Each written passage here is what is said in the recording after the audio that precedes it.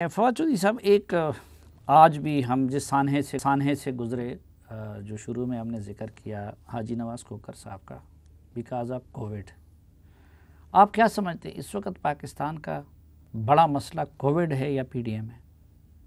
नहीं, कोविड के ऊपर तो वैसे मस है कि आपने अपने सर्वे भी देखा होगा कि हर 10 में से 7 लोग जो हैं वो सपोर्ट करते हैं कि गवर्नमेंट की जो पॉलिसी रही, प्राइम मिनिस्टर साहब की जो पॉलिसीज़ रही उसको सपोर्ट करते हैं और उसका एक अच्छा जो है वो नतीजा भी हमारे यहाँ इस वक्त दुनिया के अगर आप देखें तो 7वें नंबर के ऊपर हम हैं जिन्होंने कोविड को सक्सेसफुली डील किया। सारी दुनिया में वैक्सीनेशन शुरू हुई, हम अभी इंतजार कर रहे हैं। दुनिया में सिर्फ 42 मुल्कों में वैक्सीनेशन शुरू हुई है, जिसमें से 32 मुल्क जो हैं वो दुनिया के अमीर तरीन मुल्क हैं।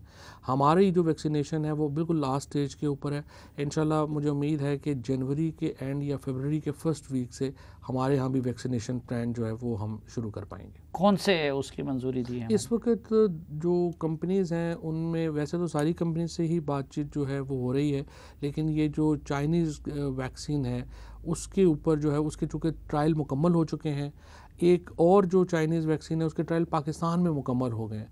सो हम इन दोनों को वैक्सीन जो हैं उनके ऊपर हैं। फिर इसके साथ जो बाकी फाइज़र और एस्ट्राजेनेका है उनके साथ भी जो है वो बातचीत चल रही है और उम्मीद है कि हम ये चारों जो एटलीस्ट जो 2 वैक्सीन्स हैं उनको हम बड़ी जल्दी पाकिस्तान में फर्स्ट क्वार्टर में ही किसी वक्त जो है वो। और अगर ये जो निजी कंपनियां हैं वो अगर फाइज़र या वो मंगवाना चाहती हैं तो उनको इजाज़त होगी? बिल्कुल बिल्कुल उनको इजाज़त है।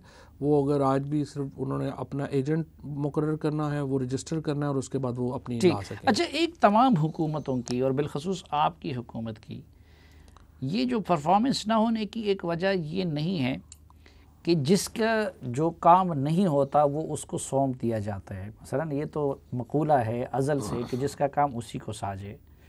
मसलन मैं जर्नलिस्ट हूँ, बातें कर सकता हूँ, लेकिन मैं शायद करियाने की एक दुकान भी नहीं चला सकता।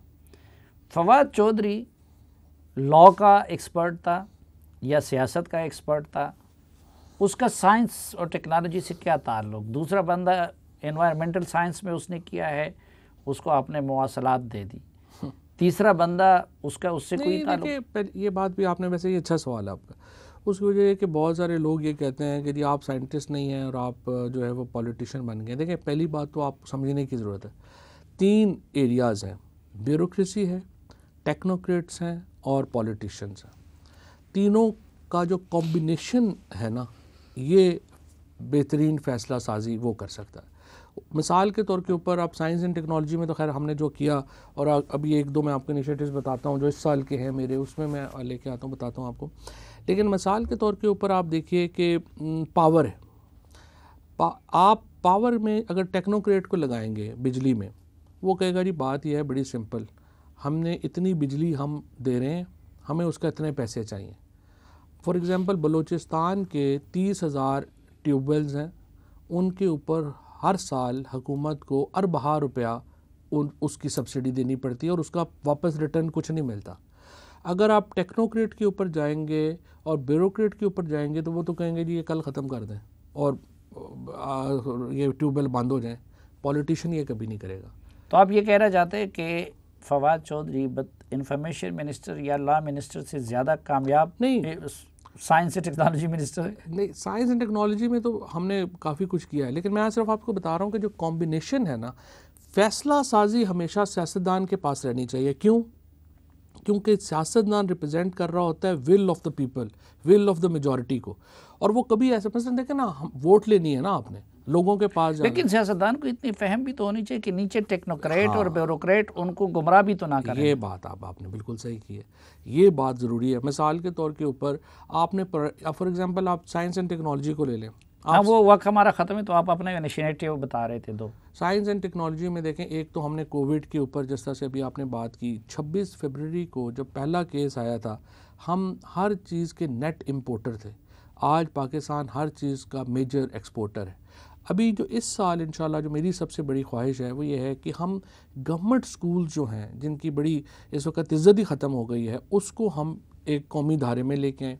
सो 450 गवर्नमेंट स्कूल जो हैं मैट्रिक के, उनको हम स्टेम स्कूल्स बना रहे हैं, साइंस, टेक्नोलॉजी, इंजीनियरिंग, मैथ। उसके बाद दूसरा जो बड़ा मेरा इनिशिएटिव है, जिस पे अगर हमें हुकूमत की मतलब प्लानिंग की और बाकी फाइनेंस की सपोर्ट मिल गई, तो वो हम चाहते हैं कि पाकिस्तान की हर जो तहसील का टॉपर्स हैं, 10 टॉपर्स जो हैं, उनको हम पाकिस्तान की साइंस के जो हैं, उनको हम पाकिस्तान की हिस्ट्री की सबसे बड़ी स्कॉलरशिप शुरू करें, ठीक, ताकि अल्टीमेटली हम हर साल 30 से 40 हज़ार ऐसे बच्चे पैदा कर सकें जो कि बड़े साइंटिस्ट बन सकें और हम नोबेल लॉरिएट की रेस में हम शामिल।